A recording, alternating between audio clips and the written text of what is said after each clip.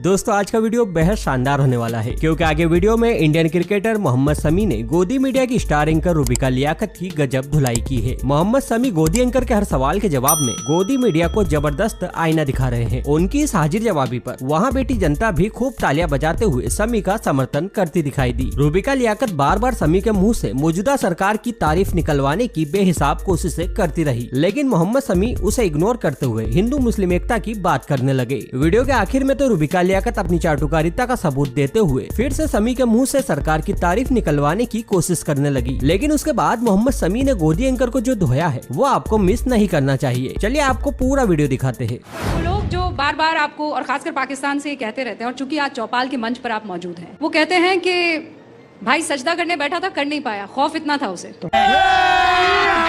अभी मजा आएगा ना भिड़ो। किसी में दम है तो मुझे रोक कर दिखाया, जहाँ मैं चाहूंगा मैं वहाँ पे सजदा करूंगा।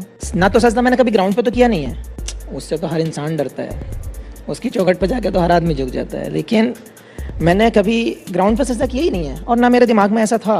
5 विकेट मैंने पहले भी लिए। मैं इंडियन हूँ, फख्र से कहता हूँ, मैं मुस्लिम हूँ, ये भी मैं फख्र से कहता हूँ। अगर मुझे सजदा करना है तो मुझे कोई धर्म, कोई इंसान, कोई नहीं रोक सकता। जब प्रधानमंत्री नरेंद्र मोदी आए थे, आपको तो बकायदा गले भी लगाया था। आपको लगता है कि ये जरूरी था? आप चाहेंगे कि आगे भी जीत हो कि हार हो, प्रधानमंत्री नरेंद्र मोदी आए, खिलाड़ियों से बात करें? देखिए, हार जीत तो पार्ट ऑफ द गेम है, आप उसको बदल नहीं सकते। एक टीम को हारना है, एक टीम को जीतना है, वो तो एक पार्ट है उस गेम का। एक अच्छाई, एक लीडरशिप वहीं पे दिखती है जहाँ पे आप नीचे लगे हो या ऊपर चढ़े हो, उसमें कोई फ़र्क, उसको कोई लेवल दिखाई नहीं देता। वो अपने टीम के साथ है, अपनी यूनिट के साथ है। वो चीज़ मुझे बहुत अच्छी लगी। ये ऐसे लोग थे जिन्होंने कहा कि ये आए इसलिए हार गए। पनौती जैसे शब्दों का भी बकायदा इस्तेमाल हुआ था और आपने सुना होगा, मुझे यकीन है। ये तो अब पॉलिटिकल एजेंडे हैं, मैं इसमें घुसना नहीं चाहता। अब किसी के आने से या किसी के जाने से हमें ग्राउंड में क्या फ़र्क पड़ रहा था? हम अपना 100% दे रहे थे वहाँ पे, हम अपना जान लगा रहे थे वहाँ पे। हम कोशिश ये कर रहे थे कि ये ट्रॉफी जो सामने रखी है ये हमारे पास रहे, हमारे देश के पास रहे। बाकी हमें कुछ नहीं दिखता बाहर कौन क्या कर रहा है, क्या नहीं कर रहा है।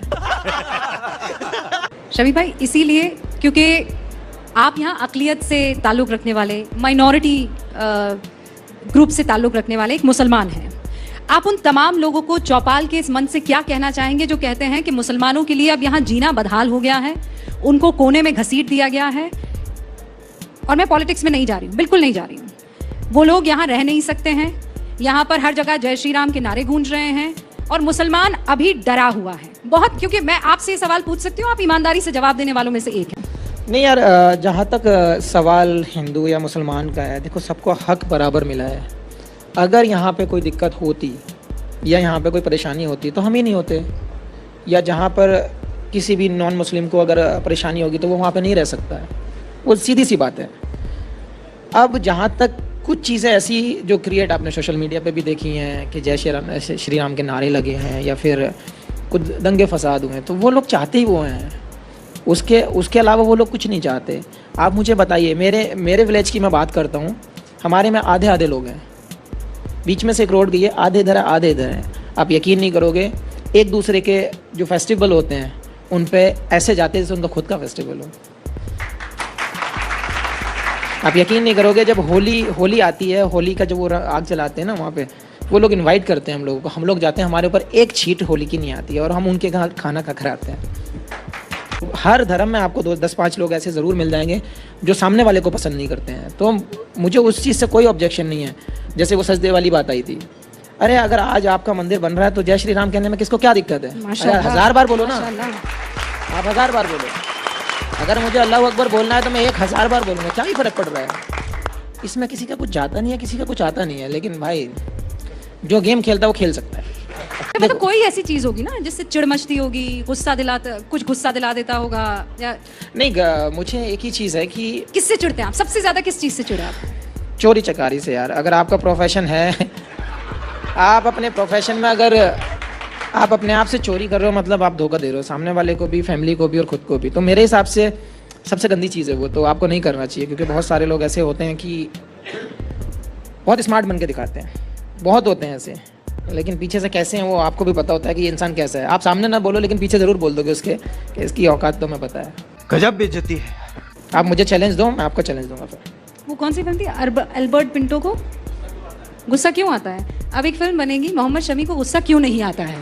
यार आता है गुस्सा भाई, आता है यार, ऐसा नहीं है नहीं आता। बोला ना अभी कि आप चोरी चुकारी करोगे तो आएगा।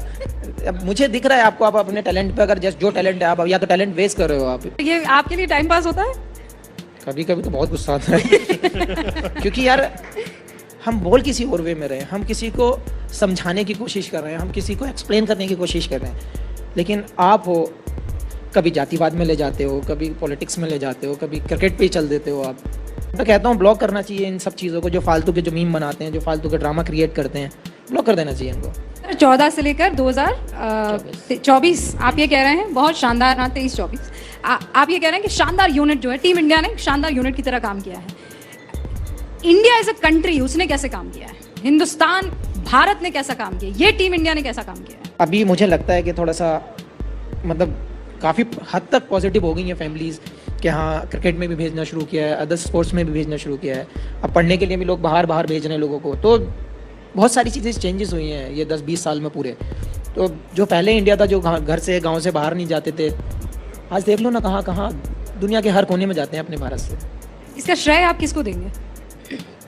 Is it the political leadership, is it the sports leadership, या ये सबका मिला जुला है? देखो मिला जुला तो है सबका, लेकिन मुझे लगता है कि एजुकेशन का फ़र्क आया है। ये एजुकेशन हमारे ब्लड में आई है, इसलिए हम लोगों ने चीज़ों को समझना शुरू किया है, इसलिए हम लोगों ने इतने वेज ढूंढने शुरू किए हैं कि हम इस वे में डाल सकते हैं, इस वे में काम कर सकते हैं। तो एजुकेशन का बहुत ज़्यादा फ़र्क पड़ा है जो हमारे कल्चर को क्रिएट किया है। तो सपोर्ट तो सारे लोगों ने किया है, पॉलिटिकल भी आप देखो, अब अकेला पॉलिटिकल को ही नहीं बोल सकते क्योंकि भारत की जनता ने भी इस चीज़ को सपोर्ट किया है, इस चीज़ को एक्सेप्ट किया है।